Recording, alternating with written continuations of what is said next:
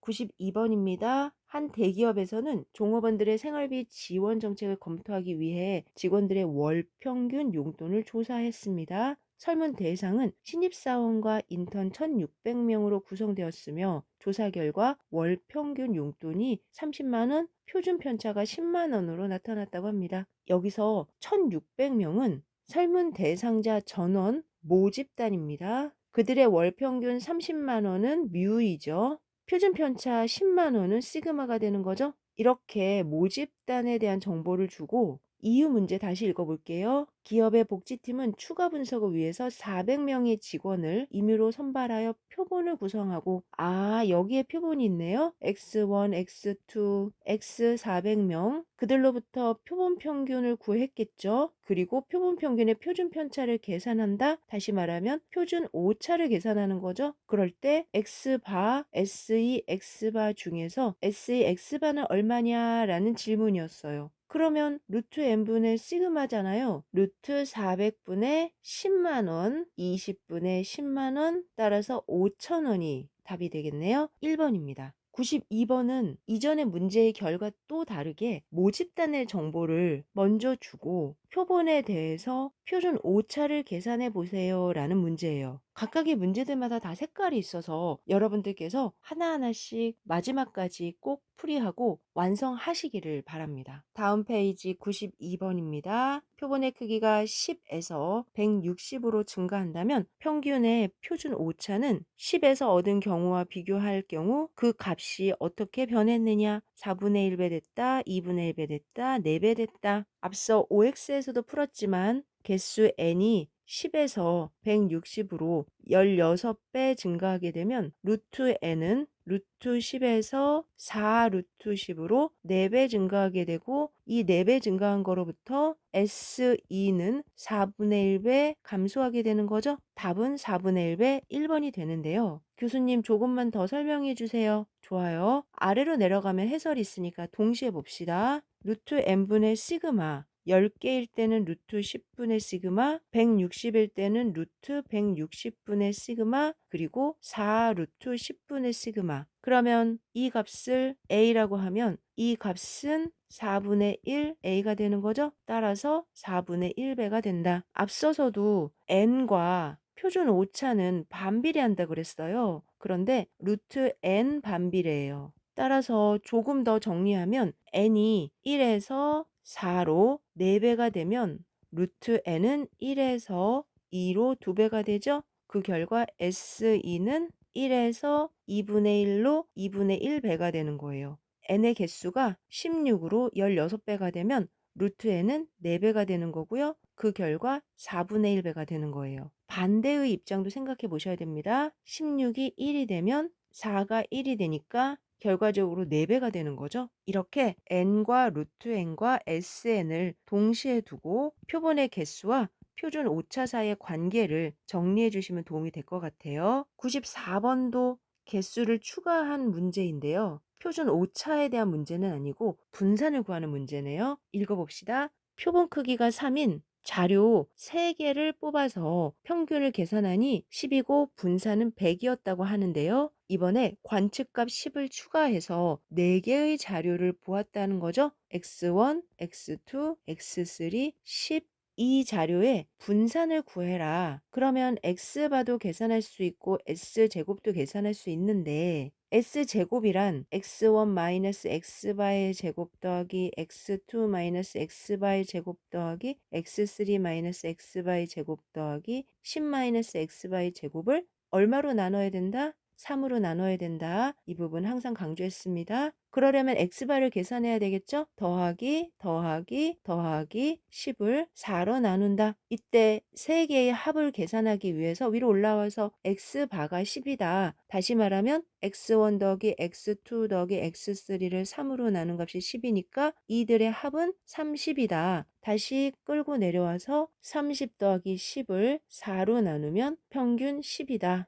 따라서 이 10은 이 자리에 들어가서 결국 더해질 게 없어졌어요. 그리고 앞서 이만큼은 계산해야 되나요? 아니요. S제곱에서 다시 계산이 완성이 돼야 되겠죠. 왜냐면 S제곱은 이들의 세 개의 제곱의 합에 2로 나눈 거니까 역으로 이들의 합은 200이구나. 따라서 200을 여기에 넣어주시면 되는 거죠. 그 결과 3분의 200, 답은 4번이 됩니다. 하나하나씩 그 흐름에 맞추어서 문제를 풀어야 된다. 주어진 자료 X바와 S제곱이니 이 정보를 이용해서 새로운 상황에서의 값들을 찾고 또 추가가 된 부분에 대해서 계산을 해서 표준 편차 구할 때는 꼭 n-1로 그래서 3으로 나눠야지. 만약에 이 부분을 4로 나누면 4분의 200이니까 50으로 답이 나오는데 동그라미 2에 50이 있어요. 위험하죠. 아래 해설을 보니까 주어진 정보에 대해서 식으로 유도해서 30, 200, 그 결과 10을 추가하면 0을 더하는 거나 마찬가지고 3분의 200이다. 해설이 읽혀지시면 공부를 잘하고 계시는 거예요. 이제 스스로가 풀어보는 시간을 갖게 되면 된다. 오른쪽 95번입니다. 정규분포인 모집단에서 표본을 추출할 때 표본 평균이 모평균으로부터 0.5 시그마 이상 떨어져 있을 확률이 0.3174이다. 여기까지 읽으셨는데 이해가 되셨을까요? 이해를 돕기 위해서 그림을 그려봐야 되겠죠. 먼저 표본 평균이 모평균 뮤로부터 0.5 시그마 이상 떨어져 있을 확률, 그러면 X 알파에 대한 분포가 있더라라는 거, 그리고 X 알파는 표본 평균 X 바에 대한 분포가 있더라. 이때 뮤 이렇게 떨어져 있는 정규 분포를 이룬다. 그리고 표본 평균이 모평균으로부터 떨어져 있는데 이 길이를 0.5 시그마, 그 확률이 지금 표시했어요. 0.3174다. 그러면 한쪽씩 얼마라는 거예요? 0.1587이라는 거죠. 여기까지 오고 나서 0.1587이 궁금해서 이렇게 표로 내려가 봤어요. 그랬더니 여기 있어요. 0.1587, 그리고 Z값이 1이래요. X바의 분포가 정규 분포에 근사한다라고 하면 모집단의 분포가 정규 분포를 따르니까 X바의 분포도 당연히 정규 분포고, 그럼 표준 정규화 시켰을 때 이 값이 1이라는 거네요. 여기는 0이고 뭔가 문제를 쉽게 풀 수 있는 준비가 된 것 같아요. 다시 문제로 내려갑니다. 표본의 크기를 4배로 할 때 표본 평균이 모평균으로부터 0.5 이상 떨어져 있을 확률은 표본의 크기가 4배가 되면 표준 오차는 이전의 표준 오차와 비교해서 2분의 1배로 축소된다고 그랬죠? 따라서 위의 상황에 그래프를 다시 그려본다면 지금과 같은 이러한 정규분포꼴에서 조금 더 슈링크된 정규분포가 될 것 같아요. 다시 말하면 이렇게 될 것 같은데 제가 그림을 잘 그렸을까요? 그리고 2분의 1배가 됐으니까 표준 오차 1의 거리가 2의 거리로 확인이 되겠죠. 왜냐하면 그들의 표준 오차가 반씩 줄어들었다라는 거잖아요. 제가 식으로 안 쓰고 그림으로 보여드리는 이유는 식으로 계산하는 자체가 의미는 있지만 먼저 그림 안에서 이해를 돕기 위해서거든요. 만약에 교수님 말씀이 그러하다면 질문은 결국 0에서 2 표준이 되는 그때의 확률값이 얼마입니까? 라는 문제인가요? 만약에 이렇게 판단이 된다면 제 의도를 너무 잘 확인하신 거예요. 아래로 내려와서 2 표준이면은 0.0228이죠? 곱하기 2, 0.0456, 1번이 됩니다. 다시 문제를 읽어봅시다. 뮤와 시그마 제곱인 정규분포에서 0.5 시그마 이상 떨어져 있을 이 말인즉 시그마는 고정이니까 고정된 길이를 하나 주는 거예요. 그러면서 여기까지 떨어져 있을 확률 중에서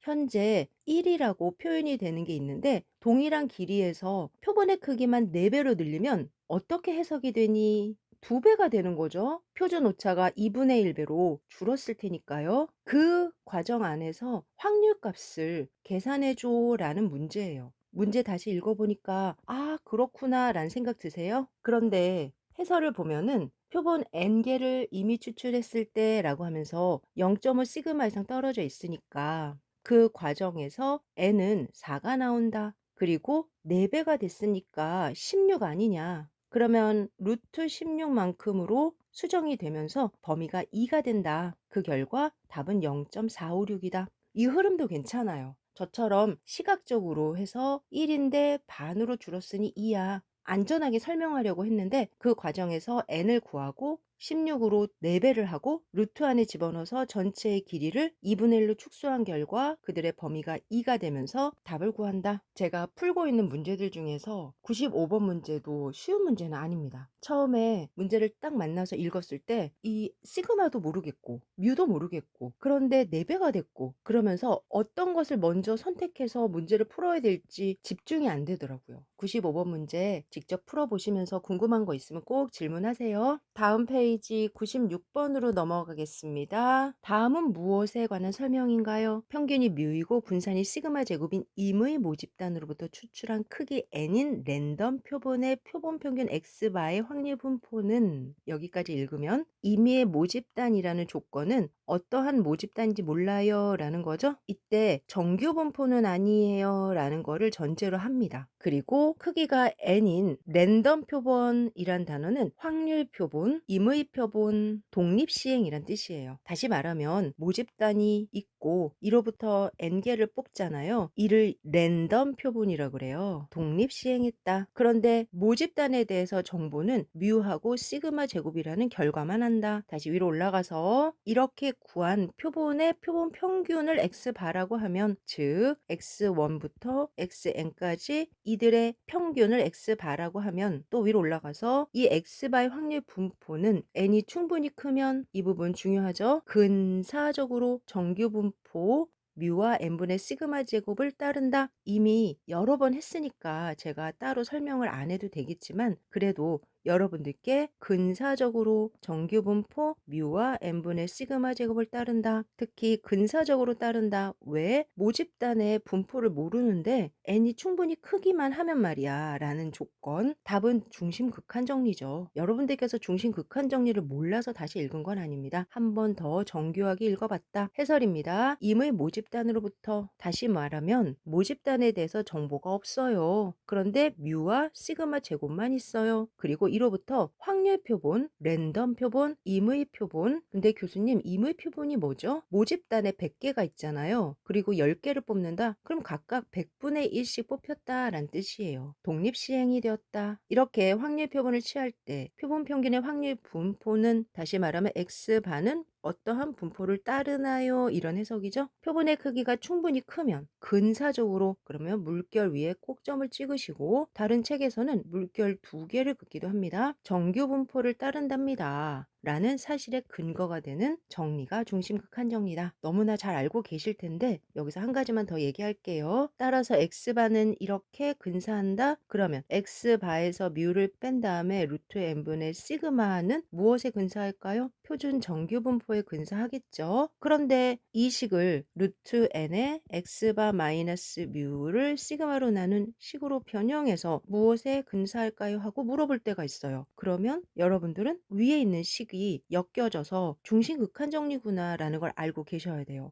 여기에 한 가지만 더 시그마가 존재하지 않으면 대신 s를 사용합니다. 그랬죠? 따라서 루트 n의 x바 마이너스 뮤를 s로 나눈 것 역시도 정규 분포를 따른다 라고 이야기를 하게 됩니다. 이만큼을 동시에 기억하셔서 변형된 상황에서도 전혀 선택에 어려움이 없도록 97번입니다. 어느 기업의 신입 직원 월급여는 평균이 200만 원, 표준 편차가 40만 원인 정규 분포를 따른다고 합니다. 여기까지는 모집단에 대한 정보고요. 신입사원 중 100명의 표본을 추출할 때 표본 평균의 분포는 그러면 정규 분포를 따른다라는 전제가 있을 때는 중심 극한 정리가 아닙니다. 곧 2x 반은 하고 계산하잖아요. 그럴 때 n분의 1에 2x1, xn 그러면서 각각을 하고 뮤랑 같다 이렇게 유도하는 건 각 분포가 정규 분포로부터 파생이 됐기 때문이고 그 결과 x바도 정규 분포가 된다 이런 해석이에요. 그래서 표본 평균의 분포는 무조건 정규 분포가 되고요. 평균이 그대로 유지가 되죠. 200 그리고 표준 오차라고 하는데요. 루트 n분의 시그마 10분의 40은 4 그러면 4는 표준 편차니까 16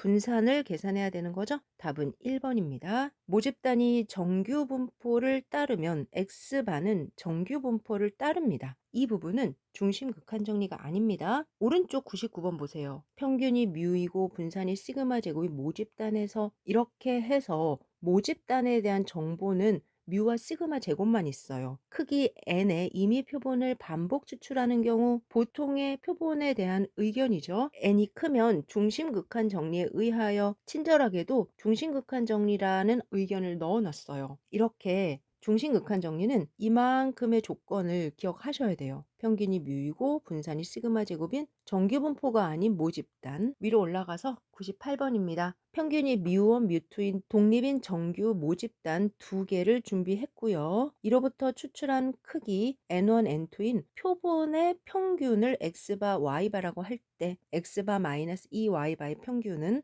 왠지 x바 마이너스 2y바와 가장 가까운 1번 뮤1 마이너스 2 뮤2다라고 표시하고 싶죠? 답은 맞죠. 그래도 이 문제와 관련해서 위에다가 기록을 해드릴 테니까 x는 정규분포 뮤1 시그마 1 제곱, y는 정규분포 뮤2 시그마 2 제곱을 따른다. 이렇게 쓰다 보니까 아래 제곱이 빠졌군요. 여러분들 추가해서 문제 풀이에 헷갈리지 않도록 완성해 주시고요. 다시 위로 올라가서 따라서 x바는 정규분포 뮤1 n1분의 시그마 1 제곱, y바는 정규분포 뮤2 n2분의 시그마 2 제곱. 이제 2x바 마이너스 2y바는 2x바 마이너스 2배 2y바죠? 그 결과 뮤1 마이너스 2 뮤2가 되는 거죠. 만약에 질문에 평균을 구하시오가 아니라 분산을 구하시오 그랬어요. 그러면 분산에 대한 식을 완성해 봤더니 vx바 플러스 4배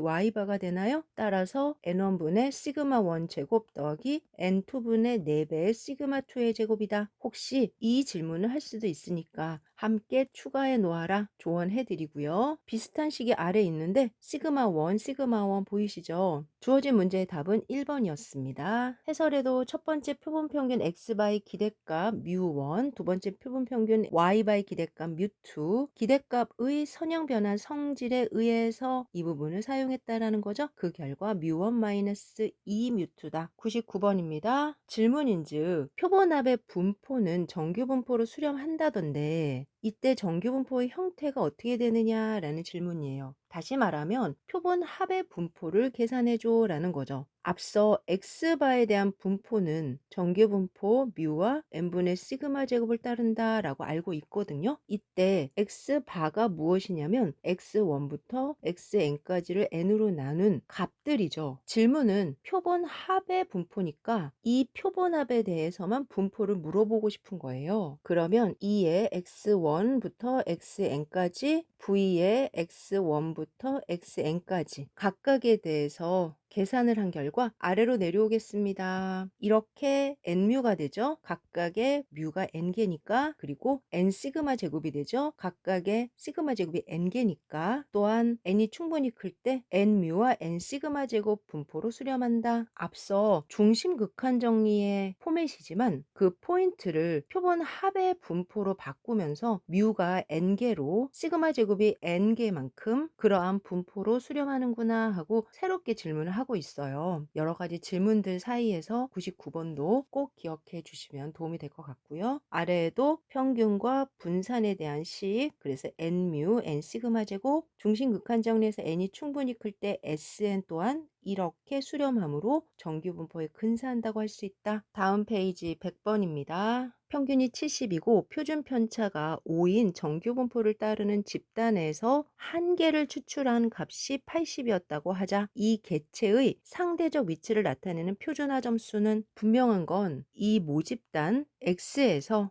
한 개를 뽑아서 확인한 결과 80이었다라는 거죠. 이렇게 관찰된 80은 원래 분포에서 이만큼 떨어진 곳에 있는 거죠. 1시그마, 2시그마, 표준화 점수는 2가 되겠네요. 답은 3번. 아래 해설을 보니까 제가 정규 분포에서 표본 평균 x바의 분포는 아래와 같고 n을 1이라고 하면 역시 똑같은 분포가 되니까 관찰값 80은 표준화했을 때 2다 라고 설명을 해드렸어요. 지금 생각해보니까 굳이 이렇게 계산하는 게 필요할까? 주어진 문제는 표본 평균에 대한 문제는 아닌 것 같은데 이런 생각이 드는데요. 한계는 표본 평균으로 변환을 해도 결국 같은 분포 위에서 해석이 됩니다. 100번 문제는 표본 평균으로 계산하지 마시고요. 왜냐면 표본 평균에 입각해서 문제를 물어본 게 아니라 정규 분포에서 하나를 확인해 봤더니 80이더라 라는 분포의 어느 위치에 있느냐를 질문한 것 같아요. 그러면 교수님은 왜 그렇게 생각하셨나요? 왜냐하면 추출된 한계라는 말이 있기 때문에 모집단에서 표본을 뽑았어요. 이렇게 자꾸 연결이 되다 보니까 한계를 뽑아도 원래 1분의 시그마 제곱이어서 전혀 문제가 없지만 굳이 표본 평균으로 계산하지 않아도 되겠다 하는 생각이 들었습니다. 100번 문제는 저처럼 해석하셔도 되고요. 표본 평균으로 바꾸어서 해석해도 크게 문제는 없습니다. 단 한계를 뽑게 되면 이 한계의 값이 그대로 표본 평균이 되기 때문에 표본 평균 x반은 80이다 라는 말과 동일합니다. 101번 풀어보도록 하겠습니다. 모평균이 10이고 모분산이 4인 모집단으로부터 100개의 표본을 추출하였을 때 이렇게 표본을 추출한다라고 자꾸 하니까 저도 100번에서 표본에 대한 질문인가 하는 생각이 들었던 거고요. 표본 평균을 x바라고 하자 x바에 대해서 10.33보다 작을 확률은 분포를 그려보도록 합시다. 평균이 10이고 분산이 4인 정규 분포를 따르는 x로부터 100개를 뽑았다. 그러면 x바는 정규 분포 10, 100분의 4, 10분의 2의 제곱을 따르게 된다. 따라서 이제 x바의 분포 그릴게요. 10이고요. 표준 오차가 0.2인 정규 분포이다. 질문은 10.33이니까 10보다 조금 큰 쪽이 있겠죠? 그리고 10.33 이하일 확률은 얼마인가 입니다. 문제의 조건들 몇 가지가 확인이 됩니다. 그런데 모두 Z값들이네요. 좋아요. Z값으로 바꿔봅시다. 그랬을 때 10.33의 Z값은 10.33-10을 0.2로 나눈 결과죠. 그 결과 1.65, 1.65보다 작을 확률을 물어보는 건데 1.65 값 있네요. 이때는 1.65보다 큰 값의 확률이 0.05래요. 우리는 반대가 필요한 거죠. 0.95, 2번이 답이 됩니다. 제가 문제를 풀고 다시 확인하니까 놓친 부분이 있네요. 모평균이 10이고 모분산이 4인 모집단으로부터 100개의 100개는 큰 거죠. 따라서 위로 올라가서 점 빼면 안 됩니다. 점 빼면 안 되고요. 근사했다라는 거를 요 점으로 꼭 표기를 하는데요. 시험은 주관식이 아니니까 바로 문제를 풀면 돼서 답을 구하는 데는 크게 문제는 없다. 하지만 해설에서는 표본평균 x반은 정규 분포에 근사한다라는 말이 잘 설명이 되어 있는 거고요. 그 과정에서 10.33의 위치를 확인해 보니 1.65이다. 따라서 그 확률은 0.95다. 101번 문제 아주 잘 푸셨고요. 102번입니다. 어느 포장 기계를 이용하여 생산한 제품의 무게는 평균이 240g, 표준 편차가 8g인 정규 분포를 따른다고 합니다. 이 기계에서 생산된 제품 25개의 평균 무게가 242 이하일 확률은 이번에는 모집단이 정규 분포이죠. 따라서 x반은 바로 정규 분포를 따른다. 평균이 240이고 표준 오차가 5분의 8인 정규 분포다. 242가 위쪽 어딘가 있을까요? 이 값 이하일 확률을 구하라. 그러면 바로 표준 정규 분포로 바꾸어서 그 위치 찾고 답을 확인해야 되는 거죠. 그 결과 이 값은 4분의 5로 확인이 돼서 답은 2번 Z가 4분의 5보다 작을 확률입니다. 이제 쉽게 풀리시죠. 103번입니다. A 회사에서 개발하여 판매하고 있는 신형 PC의 수명은 평균이 5년이고 표준 편차가 0.6년인 정규 분포를 따른다고 한다. A 회사의 신형 PC 9대를 임의로 추출하여 수명을 측정하였다. 교수님 9대 너무 적어요. 그런데 모집단이 정규 분포를 따르기 때문에 전혀 문제없이 X반은 정규 분포를 따릅니다. 평균 수명 4.6년 이하의 확률은 앞서 문제가 같기 때문에 아래 해설만 한번 다시 읽어보면 그들의 분포는 5,0.2 제곱을 따르고 표준화를 한 결과 -2 이하이다. 이때 -2 이하를 보려면 주어진 정보에서 절대값 2 이상인 0.046을 활용해야 되는 거죠. 절대값 2 이상이라는 건 -2 이하이거나 2 이상이거나 질문은 -2 이하의 확률이죠. 따라서 0.046을 2로 나눈 0.023이다. 각각 0.023, 0.023의 확률을 확인할 수 있는 거죠. 살짝 살짝 이런 조건을 이용해서 문제를 풀 수 있는지 확인하는 전략적으로 좋은 문제였습니다. 104번입니다. 어느 시험을 본 응시자의 점수는 정규분포 24의 제곱을 따른다고 한다. 두 집단 A와 B에서 이 시험을 본 사람 중 4명씩을 임의로 추출하여 구한 평균 점수가 두 집단 모두 18 이상이고 26 이하가 될 확률은? 문제를 함께 풀어봐야 되겠죠? 위에 빈 공간에 다시 한번 정리해 보도록 합시다. 이 시험은 정규분포를 따른다라고 돼 있어요. 따라서 X는 정규분포 20과 표준편차 4를 따른다. 그런데 두 집단이 시험을 본 거죠. 한 집단은 A고 한 집단은 B예요. 이 집단 안에서 4명씩을 임의로 추출한 거예요. 그러면 그들의 X바와 Y바를 계산할 수 있을까요? 평균은 동일하게 20이고요. 표준 오차도 동일하게 2분의 4, 즉 2가 되는 거죠. 이 상황에서 두 집단 모두 18점 이상 26점 이하가 될 확률이에요. 이때 두 집단 모두니까 한 집단에서 18점 이상 26점이 아니라 두 집단 모두 이렇게 동시에 될 확률을 물어보는 거예요. 동시에. 그러면 각각의 확률을 계산한 다음에 이 두 값을 곱해야 되겠죠. 여기까지 이해가 되셨을까요? 따라서 하나의 확률값을 구하고 그들을 제곱하면 되는 거죠. 제 해석이 잘 이해가 됐다면 아래 해설을 보면서 마무리를 지어드리도록 하겠습니다. 두 집단 A와 B에서 원하는 사건을 각각 X, Y라고 하면 두 사건의 교사건의 확률이고요. 두 집단은 서로 독립이죠. 각각의 집단이니까 우리가 서로 엮여 있을 거야, 종속이야 라고 할 이유가 없잖아요. 독립인 경우 그들의 확률값의 곱으로 계산을 합니다. 한 집단에서의 확률값 결과적으로는 같은 값이 될 거고요. 마지막에 마이너스 1에서 3 사이의 확률을 계산하는 것이 우리가 해야 될 일인데요. 그림에서도 다시 한번 예측해 볼 수 있는데 위로 올라가서 마이너스 1에서 0까지 0에서 3까지 z값으로 바뀌나 봅니다. 그러면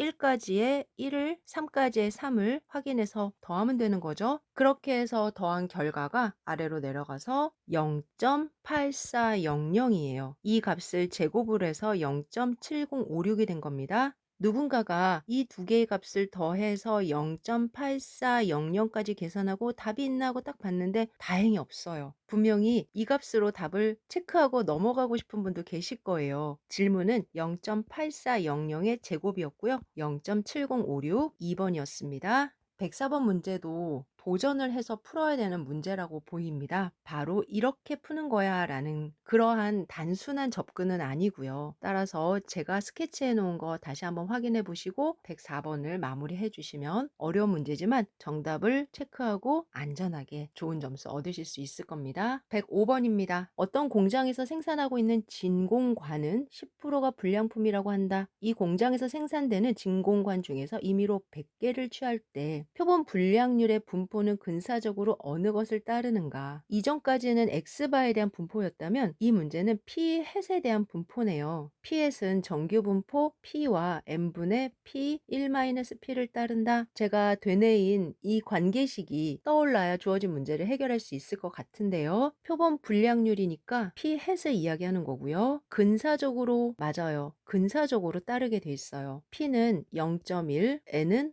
100. 그래서 정규분포 0.1과 0.1 곱하기 0.9 곱하기 100분의 1 분산을 다시 한번 계산하면 10분의 1 곱하기 10분의 9 곱하기 100분의 1인 거죠? 9 곱하기 10의 마이너스 4제곱인가요? 답을 확인해 보니까요. 1번에 0.1, 9 곱하기 10의 마이너스 4제곱이 보입니다. 105번은 표본 비율에 대한 분산을 구하는 문제이고요. 아래쪽에 표본 불량률 P햇은 100분의 X다. 100분의 X에 대해서 우리 한번 유도해 볼까 하면서 제가 유도를 해 놓았어요. 위에 식을 외워서 그대로 문제를 풀어도 되고 아래와 같이 100분의 1 EX, 100의 제곱분의 1 VX 해서 문제를 풀어도 되고요. 특히 마지막에 100의 4제곱분의 9는 9 곱하기 10의 마이너스 4제곱이다. 이렇게 수정된 거를 찾아서 답을 계산해야 되니까 보기에 답이 있어도 선택까지 안전하게 마무리해 주셔야 됩니다. 106번입니다. 대학생 흡연율이 40%이다. 표본으로 조사된 600명의 학생 중 204명이 흡연을 한다고 대답을 했다. 이 문구는 p 햇이 600분의 204다라는 거죠. 표본 비율의 분포에서 관측된 표본 비율보다 작을 확률은, 이 부분을 식으로 쓰면 방금 관측된 0.34보다 작을 확률은 얼마예요? 라는 거예요. 이때 대문자 p고 p햇은 표본 비율의 값들입니다. 주어진 문제를 바르게 풀려면 p햇의 분포가 필요합니다. 따라서 위로 올라가서 p햇은 어떠한 분포를 따르나요? 확인해 본 결과 대학생 흡연율이 40%라고 했으니 0.4, 600명으로부터 600분의 0.4 곱하기 0.6의 분포를 따른다. 그러면 0.4를 평균으로, 연구자가 관심 있는 0.34는 아래쪽에 위치하겠죠. 그리고 정규 분포로 근사한다고 했으니까 질문인즉 0.34보다 작은 확률은 얼마예요? 이 표기죠. 이제 표준 정규 분포로 바꿔야 될 거고요. 0, 이때의 값이 얼마인지 표준화를 시켜본 결과 0.34 마이너스 0.4 분모에 루트 600분의 0.4 곱하기 0.6 이렇게요. 분모에 루트 안에 있는 값이 험상궂게 생겼는데 차분히 계산하셔야 돼요. 10분의 4 곱하기 10분의 6 곱하기 6 곱하기 100분의 1, 6 지워지고 4는 2가 되고요. 10,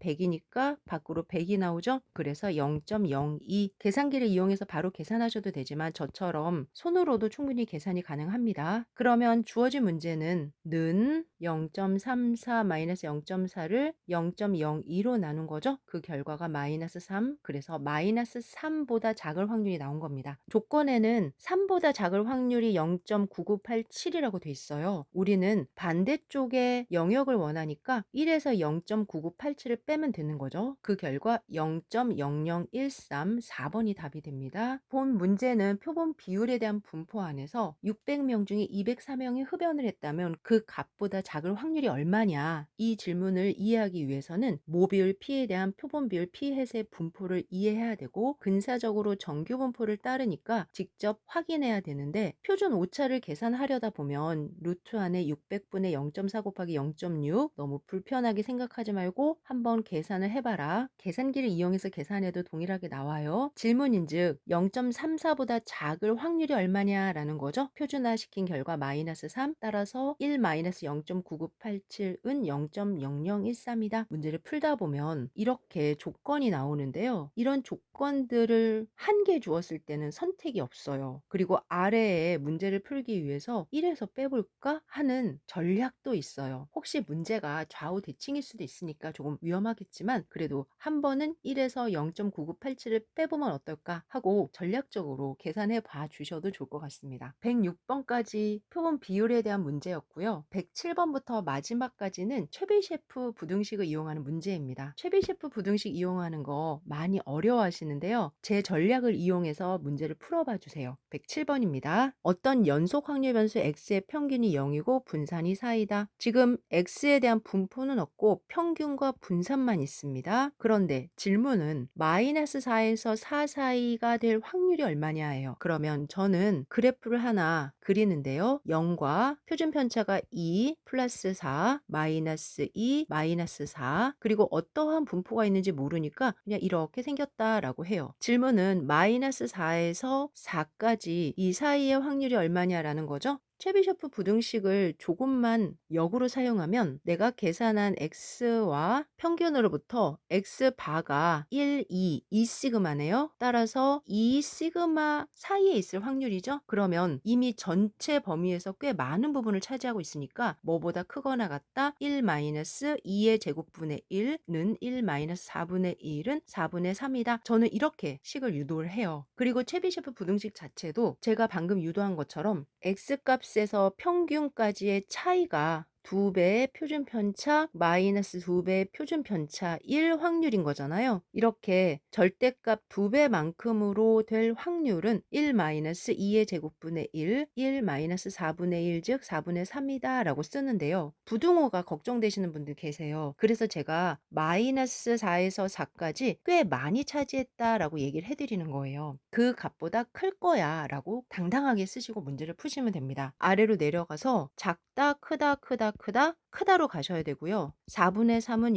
0.75니까 답은 2번이야 이렇게요. 최비셰프 부등식을 무조건 기억해서 풀어야 되는 건 아니에요. 저처럼 그림을 그려놓고 이것보다 커야 되는 거지 전체 면적이 크잖아. 크다, 크다. 그리고 1에서 4를 쪼개서 표준 편차가 2 곱하기 2니까 2의 제곱분의 1, 4분의 1을 빼면 돼. 그래서 4분의 3이야. 이 연습을 몇 번 해보시면 된다는 거죠. 원래 최비셰프 부등식은 평균과 x 사이의 거리가 k 알파보다 작을 확률이 1 마이너스 k 제곱분의 1 이상이다예요. 이 부등식을 그대로 기억해서 사용해서 문제를 푼다면 가장 안전하겠지만 가장 핵심은 결국 k를 찾는 거고요. 1 마이너스 k 제곱분의 1보다 크거나 같다예요. 크다를 기억하셔야 된다는 거죠. 다시 말하면 최소라는 거예요. 하한이라는 거예요. 즉 0.75보다 클 거야 라는 해석이라는 거죠. 108번 문제 한 번 더 풀고 연습해 볼게요. 어느 고등학교 1학년 280명의 국어 성적이 평균 82점, 표준 편차가 8점이라고 했습니다. 우리는 66점 이상 98점 사이에 포함된 학생들이 몇 명인지 궁금한 거죠. 정보에 의하면 평균이 82점이고 표준 편차가 8점이다 라는 것만 주어졌어요. 8점을 더하면 90, 8점을 더하면 98, 8점은 빼고 8점을 빼면 66. 따라서 전체 범위가 2 시그마인 거죠. 그러면 어떻게 생겼는지 모르겠지만 그들은 1-4분의 1보다 크다. 따라서 4분의 3만큼이다. 너희들 참여한 학생들이 280명이고 그중에 4분의 3은 210명. 아마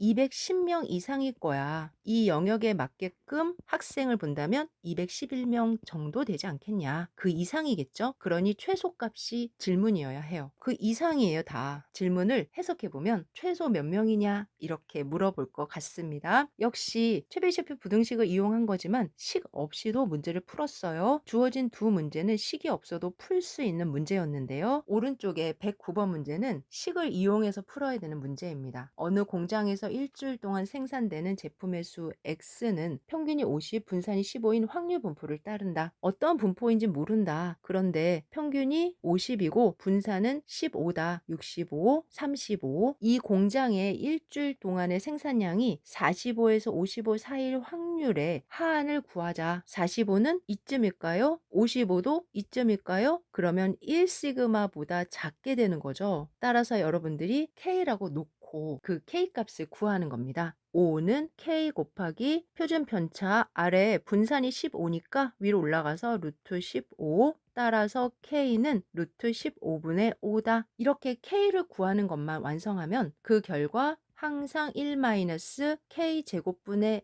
1 이상이다. 이때 K 자리에 루트 15분의 5가 들어가야 되니까 1-5분의 루트 15의 제곱이 되는 거죠. 즉 1-25분의 15 따라서 25분의 15분의 2 최소 5분의 2 이상일 것이다 라고 마무리가 지어집니다. 답은 2번이고요. 앞서 계산할 때도 K를 구하는 게 목적이었는데 이번 문제도 K를 구하는 거에 집중하시고 그 K는 평균과의 거리가 표준 편차와 관계가 되는구나. 루트 15분의 5구나. 이후 분의 1을 해야 되는 거예요. 따라서 분의 1 계산해 준 결과 최종적으로 5분의 2였다. 아래로 내려가서 최비셰프 부등식을 이용해서 하한을 구할 수 있다. 설명을 읽어보면 결국 제 그림의 설명과 전혀 다르지 않고 여러분들이 차근차근히 문제를 풀어주실 거니까 최종적으로 이들 사이에 있을 확률의 하한이란 아래쪽의 한계가 되는 거예요. 로얼 바운드가 되는 거거든요. 그 결과 5분의 2이다. 이렇게 해서 여러분들과 함께 챕터 2 확률 분포의 기출 동형 문제풀이를 완성하였습니다. 수고하셨습니다.